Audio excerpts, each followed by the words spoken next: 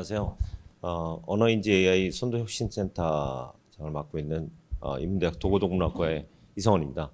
올해도 저희가 이런 재미있는 연구를 지속적으로 할 수 있도록 해주신 AI 연구원과 원장님께 감사를 드리고요. 네, 저희 센터는 크게 세 가지 정도의 파트로 연구를 진행을 하고 있는데요. 두뇌 이제 언어 인지 처리와 관련된 부분, 그다음에 자연어 처리 연구, 그리고 음성 언어 인지 데이터 연구 분야를 통해서 저희 궁극적으로는 인간의 두뇌 수준의 언어 인지에 준하는 AI를 개발할 수 있는 어떤 토대 연구와 또 실제적인 그런 연구들을 통해서 결국 인간과 AI가 휴먼 레벨의 수준에서 의사소통할 수 있는 그런 기술들과 또 그런 부분들을 개발하는데 저희도 연구를 진행하고 있고요. 그래서 저희는 전반적으로 여기 뭐 이름 빠지신 부원장님도 박진호 부원장님도 지금 NLP 분야에서 저희와 함께 하고 계신데요. 전반적으로 저희들이 한 세 가지 분야에서 쭉 연구를 진행을 하고 있고 올해도 이 연구가 진행이 됐습니다. 오늘 발표는 언어 신경 데이터 영역에서 체화 언어 인지 연구와 그리고 NLP 분야에서 LM 평가와 개발 연구 두 가지를 중심으로 이번 2023년 연구 결과를 소개시켜 드리겠습니다.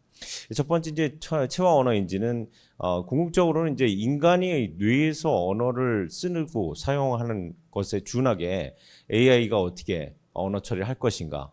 그래서 일단 인간의 언어 처리 연구에 들어가서 우리가 관심을 갖는 게 이 체화인지입니다. 이 체화인지가 뭐냐면 우리가 언어를 쓸 때 우리가 기본적으로 아이가 어려서부터 자라서 배우는 게 모두 엄마라든지 이 주변 환경과 상호작용하면서 두뇌에서 일종의 언어 정보가 저장되고 처리되고요.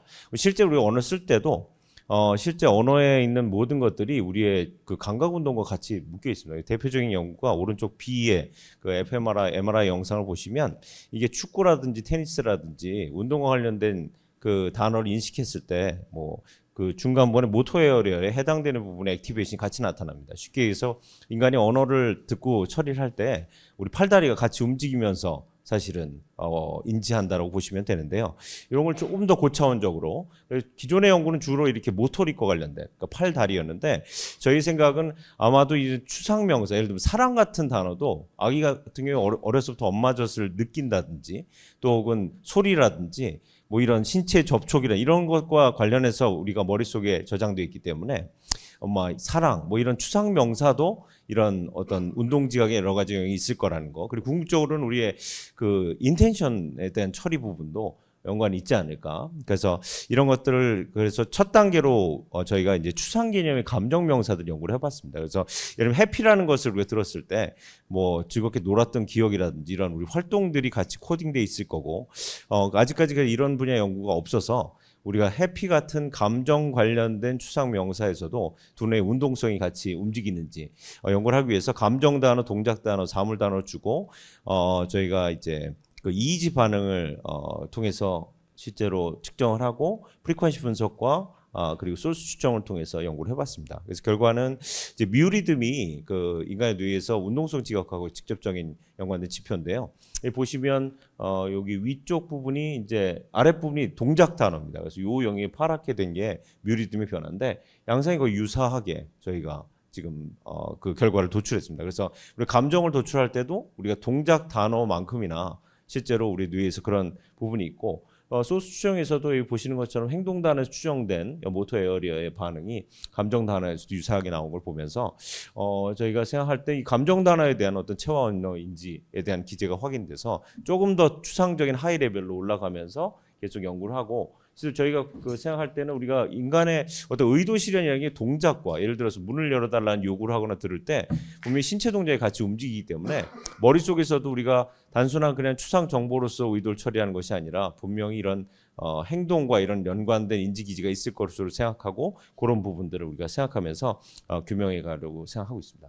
두 번째 연구는 이제 화용력 기반 LLM인데요. 모든 분들 잘 아시겠지만 LLM을 우리가 평가할 때 대표적 벤치마크하고 리더보드의 부분이 있는데 예를 들면 챗 GPT-4 같은 경우도 이렇게 홈페이지에 이런 벤치마크들의 스코어를 통해서 성능을 얘기해주고 있고요. 그리고 허깅 스페이스 공개한 오픈 리더보드를 통해서 실시간 차트로 어느 게 성능이 좋냐 이런 것을 평가하고 있는데 평가를 들여다보면 대부분 어떤 객관식 평가라든지 또 혹은 LLM이 보유한 수준의 또 최근 연구는 챗GPT가 만든 문항으로 챗GPT를 평가하는 뭐 이런 식의 그러니까 자가 평가를 하고 있는 이런 부분들이 그러니까 다 기계적이고 자동적으로 평가하다 보니까 이게 정말 인간 수준에서 평가를 하고 있는 건가 거기에 대한 생각이 들었고요.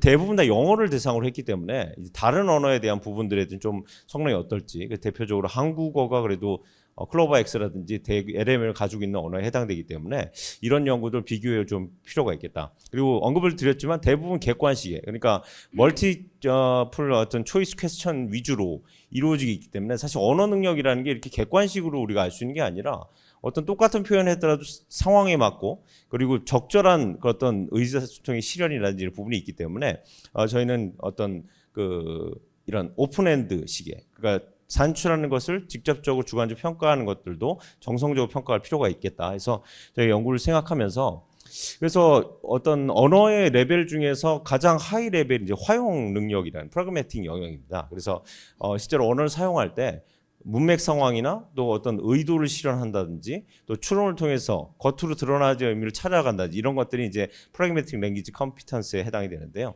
이 영역 레벨에서 아직까지 평가한 리더 이런 벤치마크가 없기 때문에 저희가 한국어를 가지고 평가를 했고요.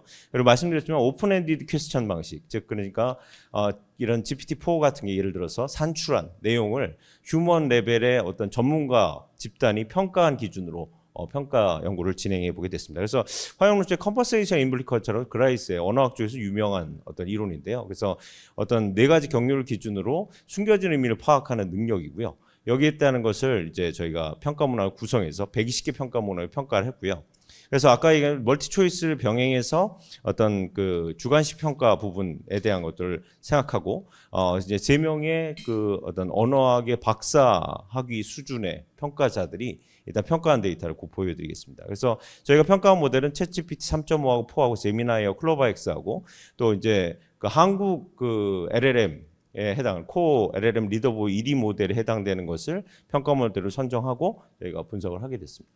그래서 아까 소개했지만 크게 보면 이제 여기 나와 있는데요. 그래서 뭐 첫 번째 보시면 요 상황에서 철수야 좋은 게 좋은 거야. 근데 사실 이건 항진 명제입니다. 그래서 A는 A다, B는 B다. 사실 정보가 없거든요.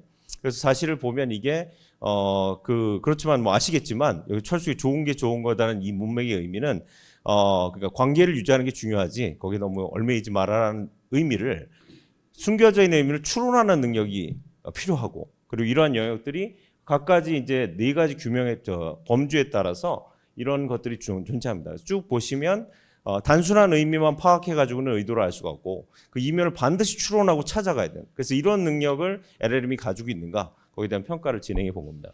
그래서 저희가 했던 부분이 이렇게 이런 식의 이신데 맥락과 발화를 주고 여기서 골라봐라. 1, 2, 3, 4 여기 다 몇 번일까요? 2번이라고 생각하시면 없죠. 1번입니다. 예, 그래서 인간도 좀 해봐야 되는 거기도 한데 어쨌든 1번이 해당이 되고 그다음에 이건 이제 아까 말씀드린 대로 이렇게 서술하도록 하고 주관적 평가를 저희가 진행을 했죠. 그래서 결과를 그리고 또 하나의 부분은 이제 퓨시아 러닝을 잘 아실 텐데요. 예시를 이제 제시해 주면 이제 LLM 성능이 올라간다는 부분들 그러니까 풀 때 부분이 있고 그다음에 체인 오브 소트 같은 방식 그래서 설명을 인간이 이해하는 과정을 이렇게 예시로 보여주고 하는 부분들도 병행해서 테스트를 해봤습니다. 결과인데요. 이게 객관식 문항인데 아래 보시면 여기 3.54 그다음에 클로버 X 한국 모델이 있는데 보시면 3.5보다 4가 월등하게 성상이 확 그리고 제가 직접 데이터를 봐도 여기는 3.5 데이터는 대부분 뭐 이게 아까 좋은 게 좋은 거다라는 것처럼 이렇게 추가적으로 단순한 의미 파악에 주력하는데 챗GPT-4가 가면서 상당히 이런 의도를 잘 찾아가는 걸 보면서 좀 신기하기도 했는데요. 상당히 한국어 클로버 X도 상당히 따라가고 있다. 어느 정도까지. 그런데 여기 전체 평균이 보라색인데 챗GPT-4에 비해서는 조금 떨어지는 성능이 오히려 이런 부분들이 보였고요. 이제 주관적 평가입니다. 근데 여기가 정성 평가에 가면 상당히 클로버 X가 따라가는 걸 보실 수가 있죠. 그래서 질적으로는 상당히 한국어 모델이 챗GPT-4의 수준의 부분에 상당히 임박해 있다라는 부분도 알 수가 있고요.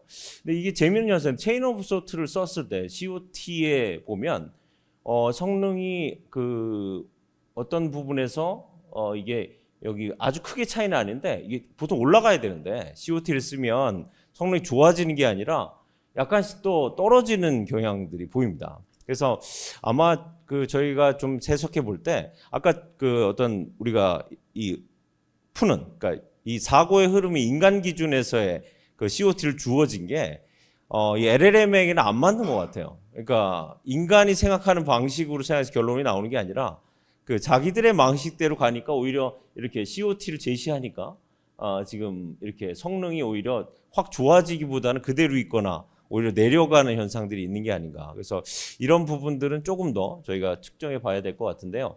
어쨌든 실제로 이런 부분들에서 클로버엑스가 상당히 챗GPT4의 한국어에 대해서는 어떤 성능이 이런 레벨에서는 가까이 있는 게 아닌가 저희들이 그런 결과를 보게 됐고요.